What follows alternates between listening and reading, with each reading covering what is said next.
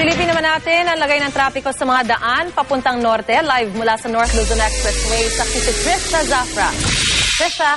Maris, sa mga oras na ito sa pangkalahatan ay tuloy-tuloy naman ang daloy ng trapiko dito sa North Luzon Expressway, maliban na lamang dun sa mga toll plaza na itinuturing ding choke points.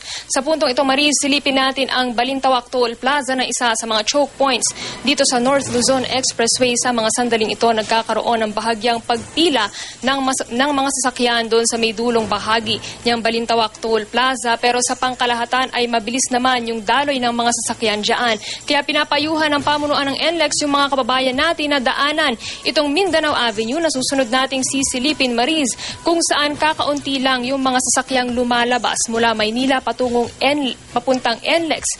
Samantala, Maris, nagkakaroon naman ng pagsisikip ng daloy ng mga sasakyan doon sa Dau Toll Plaza na isa rin sa mga choke points dito sa NLEX. Kung makikita natin, mahaba na ang pila ng mga sasakyan dyan. Pero pagkatapos naman yung toll plaza ay tuloy-tuloy na ulit at mabilis na ang biyahe ng mga sasakyan. Ang pinakahuli, Maris, ang Bukawi Toll Plaza na sa mga sandaling ito ay wala rin po problemahin yung ating mga motorista.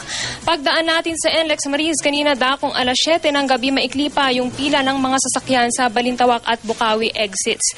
Mabilis din ang biyahe sa bahagi ng NLEX na aming nadaanan. Para nga sa ibang motorista, ginhawa yung hatid ng pagsapit nila sa NLEX. Lalo't galing sila sa EDSA kung saan napakatindi raw ng traffic. Kaya ang bus driver na si Mang Michael, imbis na sa Tarlac mag-stop over gaya ng nakagawian at gaya ng plano, napatigil na raw kanina para makapagpahinga sila ng mga pasahero niya paglagpas pa lang ng Balintawak exit. At narito ang kanyang pahayag.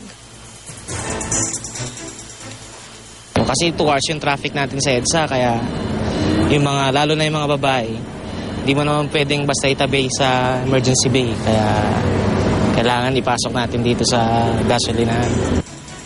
EDSA rin yung inireklamo sa akin ng pamilya Castillo na patungong Nueva Ecija. Kumain konti. Nakakapagod din. Tapos mainit pa panahon. Hanggang maghapon bukas ang peak ng mga sasakyan sa NLEX na tinatayang aabot sa mahigit 200,000 sasakyan. Paalala sa mga motorista sa NLEX, huwag lalagpas sa 100 km/h na speed limit. Samantala, Maris, 24 oras rumoronda yung mga patrol ng NLEX, kaya naman mahigpit yung kanilang babala sa mga motorista na huwag lumagpas sa speed limit at palaging isuot ang kanilang mga seatbelt. Kung sakaling sila ay magkaroon ng problema, maaari silang tumawag sa hotline ng NLEX na 35000 at meron ding mga booths na pwedeng mag-assist sa kanila sa mga gasolinahang madadaanan nila rito sa NLEX. At live mula rito sa North Luzon Expressway, ako si Trisha Zafra, ang inyong saksi.